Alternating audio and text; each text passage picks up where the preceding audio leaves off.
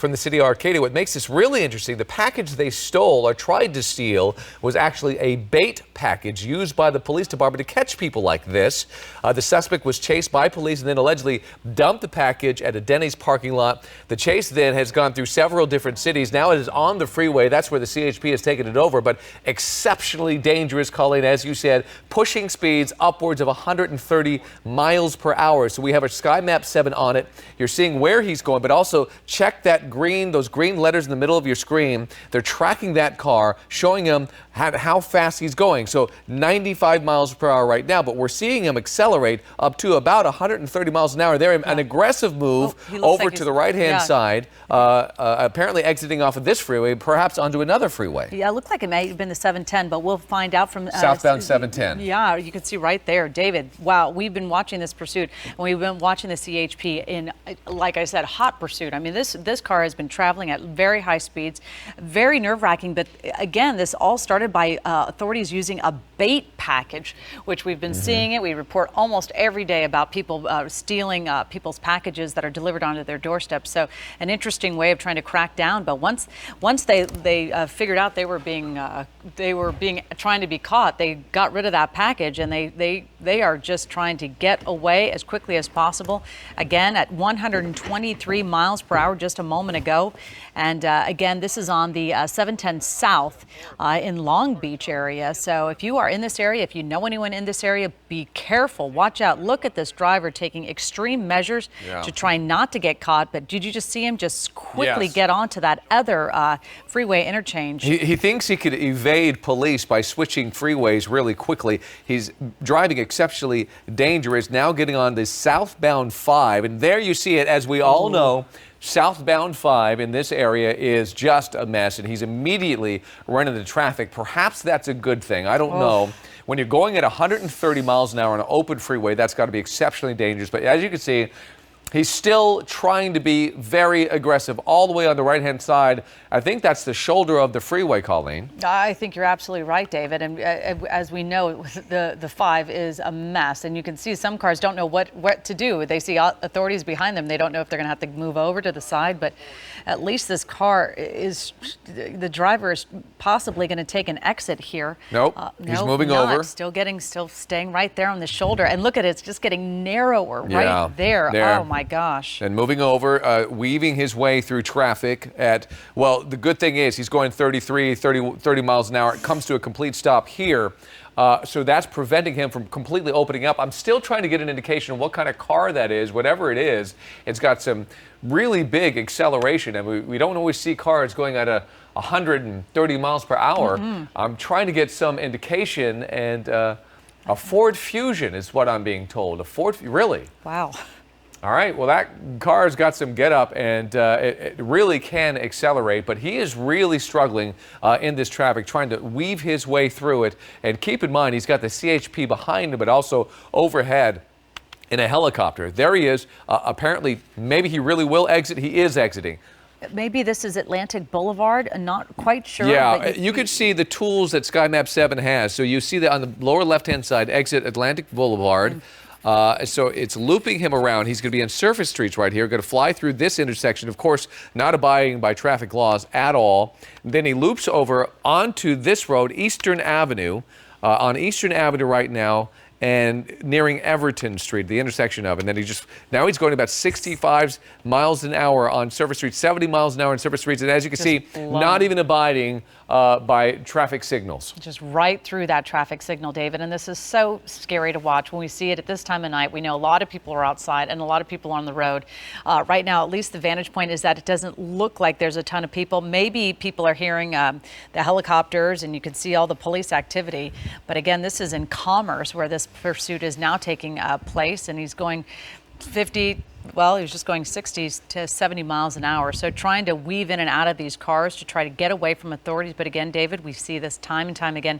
They think they're going to get away, and so far, I don't believe I've seen any of them get away. We just had a frightening pursuit. I think it was yesterday. I lose track, where we saw one person driving over 100 miles an hour. I think he hit 104 miles per hour on surface streets, driving much like this guy is, flying through intersections. But luckily, that guy, finally police were able to reach him on a cell phone. They talked him into slowing down and then eventually stopping. So that ended without a tragedy. But when we see these cars accelerating like they are, flying through intersections at this high rate of speed, it's so dangerous because reaction time is so small.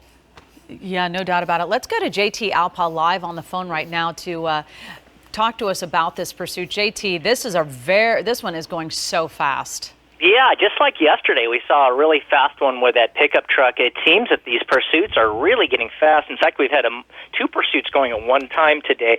Very, very difficult circumstances. This theft suspect stealing that baked package in that four-door sedan. At least it wasn't so far we haven't seen speeds like we did see yesterday at 100-plus miles an hour with a very large vehicle, that pickup truck. This one's a smaller vehicle going at slower speeds, but nonetheless extremely deadly and extremely dangerous. Arcadia PD in pursuit as it continues through the city of Bell Gardens now. It looks like we're in Bell Gardens on Eastern, continuing at speeds at around 55, 65 miles an hour. Yeah, JT, we did clock him, though, on the freeway at 130 miles per hour. He was really opening up that car, but, of course, he had some room to move, but then he got to the 5 freeway and got into some sticky traffic. He got off the freeway, and now we're seeing him drive really recklessly on these surface streets. Yeah, those speeds are very high. At 130, that's probably a record for SkyMap 7 using our technology to track that speed. But so far, we've seen that speeds on this paper-plated sedan here a little bit slower. Thankfully, not getting those 100-mile-an-hour speeds that we did see. Trying to get more information from the pursuing agency about the details of the crime. But I am watching a little bit of a delayed feed here as I come through Bell Gardens. But it looks like he's going into a shopping center. Yeah, he's weaving his way through a parking lot and still going pretty fast. And there's a bicyclist there's a bike right rider there. Oh, my goodness. Yeah, so he's weaving his way through, trying to look for an exit, and it looks like he is exiting the parking lot on Eastern Avenue, and he's in Bell Gardens right now. So on Eastern Avenue, out of that parking lot, and now let's look what he's going to do. He's at Florence and Eastern. He's going to go through the light, fly through the light of Florence, and there he just barely misses somebody who was taking a right-hand turn. So a near miss there. Now it seems like he's meandering, JT. He's looking for some place to go. He looks a little bit indecisive. Yeah, and what I'm seeing right now, Rob and Air 7 HD pulled out a little bit. I did not see any units directly behind him. Uncertain if they've maybe backed off a little bit, let the air unit go into tracking mode to get him to slow down a little bit. But, yeah, you're right, David. He doesn't look like he knows where he wants to go, kind of indecisive, trying to what we call clean up, going into parking lots or streets to see if anybody's following them in. That's often what these guys do is they'll take little turnoffs like we saw in yesterday's pursuit into a parking area or that rest stop, or even through a car wash that we saw. But look at that kite squeeze he just went through there. Right. Really getting between those cars, trying to push his way through. Not a good idea. You can imagine those drivers going, what is going on? But just scary stuff here. Yeah, and it makes me wonder if you're right, if those units have backed off of him. And by the way, that begs another question. The CHP was in pursuit of him on the freeway. Do they stay in pursuit of him now that he's on surface streets for a while? Well, the primary agency will usually stay with the pursuit. It's uncertain if they handed that over to the California Highway Patrol. At one point, I did think that they were in pursuit, but they may have handed that back over to either the LA County Sheriffs as they're coming, or Bell Gardens PD, or maybe Arcadia is still on this as they continue on. Right, and JT, we're learning that maybe some of the ground units actually lost this pursuit driver, and of course, obviously, the helicopters are staying with them. But apparently, maybe the ground pursuit started getting a little too dicey, and they weren't taking nearly the same chances as this driver is. Or they just backed off, as JT said. When you're going, he reached speeds of 130 miles an hour, and then once he's on surface streets, it's so dangerous with his acceleration. Maybe they're trying to calm this guy down a little bit. And you got to remember the nature of the crime, guys. There is a supervisor that's watching this pursuit and monitoring this pursuit, and the want right now, as far as we're told, is just theft. Yes. We don't even know if it's grand theft, but they did put that bait package out. So it's a theft suspect. I don't know if they can necessarily call it a burglary suspect unless they cross into the threshold of the home here as he goes into another shopping center. But getting a little bit of bad feedback here, and I apologize for that. But that's the nature of the crime. So backing off the suspect for it's a crime against property. But now he's getting into a parking garage, so we're losing track of him, JT. He's went into a parking garage. He is at Southgate. At El Paseo, there. El Paseo. He's in that parking garage. So this guy's going to obviously try to get in there, maybe park and jump out. Yeah, so this is a tactic we've seen before that some suspects take. We're going to try to get that roll fixed for you. In the El Paseo parking structure, we'll try to get a better location here. Now, what's going to happen is the area unit overhead is going to set up a containment on that parking structure, try to cover every exit, every entrance. We're going to stay a little bit wide and try to watch any car that may go out of here. We've seen suspects try to call other people to meet them in a parking structure, maybe jump into another car. So any car exiting this parking structure is going to be carefully watched by the area unit overhead. All right, we're seeing some units pull up right now. Yeah, units are going to set up. They're going to contain that parking structure, lock it down to make sure no vehicles drive out.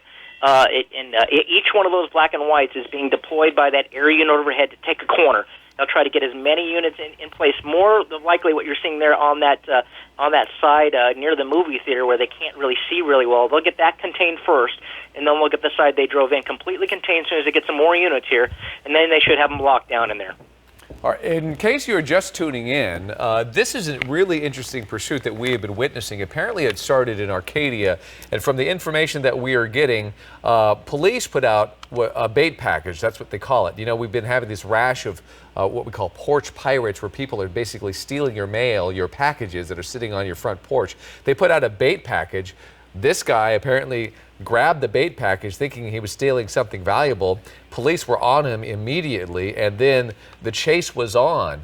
He apparently dumped the package at a Denny's parking lot, but then he refused to give up and just took off in that, I guess it's a Ford Fusion, that's what I was told, and speeds up to 130 miles per hour on the freeway. Yes, it was on the 60, on the 710, and then on the 5, and now here in Southgate. Yeah. And what's interesting, guys, is there may be some information that the suspect may have came out on foot. We are getting some information from Air 7, JT, that he parked in the parking garage, and Air 7 thinks that they saw him run into the movie theater, that Edwards Cinema right there that you are looking at, and you'll notice there's a police unit right there. So I guess police are on it as well, and hopefully they know this information. But Air 7 says that he saw the suspect run into that theater. Well, that's good information from Air 7 HD. We'll try to get that as soon as we can. Maybe we'll review that tape. Try to get that played back, see if we can get a clothing description on that suspect that ran from that parking structure.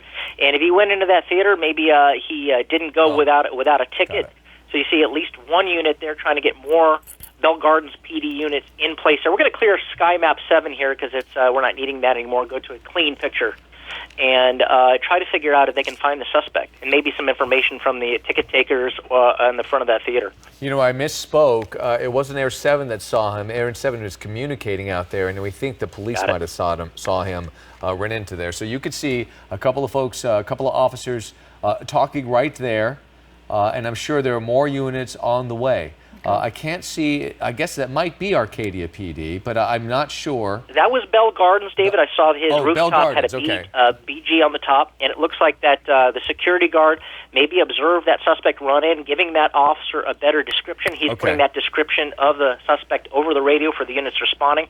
The idea now is to get this theater locked down and get a containment or a perimeter overhead. No kidding. And no word on this person, if the person's armed or not. We certainly don't have that information, but what a huge venue to have to search for a suspect unless they're the ticket taker as long as they have the exits covered, and then they could just wait this out and do this according to their own terms.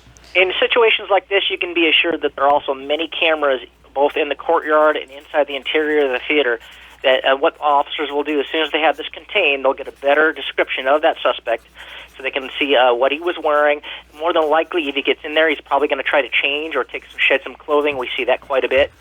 So they'll get him ID'd, and they'll have him come out of that theater. Yeah, I think is that a canine unit right down below there, JT. So you never know if they're going to have to call in their canine as well to try to get them out of this area. But we are learning that this description that we're getting is a male Hispanic wearing a dark blue shirt with a shaved head. So that would be the suspect they're trying to find. And we didn't see inside the car if there was only one suspect. We know that one of the suspects has that description, but no word if there was actually multiple suspects in that vehicle. There's a canine unit, Bell Gardens canine unit. The dog is out of the car right now.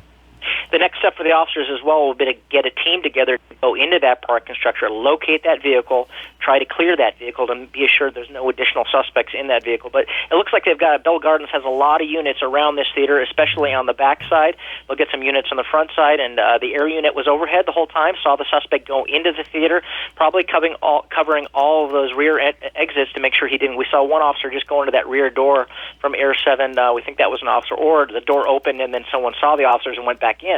Very good possibility there, but we'll have this locked down. It's going to take some time, and unfortunately, probably interrupt a lot of people's movies. Yeah. They're quite possibly going to shut the movies down and try to clear these theaters if he made it past the ticket taker. JT, tactically, we see that canine unit right there. They basically are watching all those exits. All those doors you see across that wall there, those are all exits of the various theaters. So do they use that dog in case this guy runs out of a door and starts running? Can they use that canine to track him down quickly? Well, it really depends on the criteria of the crime, David. Every agency's got their own policy on when and how they can use the canine. Usually in situations where it's a crime against crime, I should say, involving property and not against a person, that criteria may not be met to use the force of the escalation of force that would include using a canine dog. It's very possible that if the officers have more information about the nature of the suspect, the nature of the crime, if he's armed, or there's other possibilities going on, they may deploy the dog. It just depends on the situation. But right now, I think the idea is using that canine as a deterrent. If that suspect comes out and he sees that dog out there, he's going to be less likely to run or maybe give up a little sooner.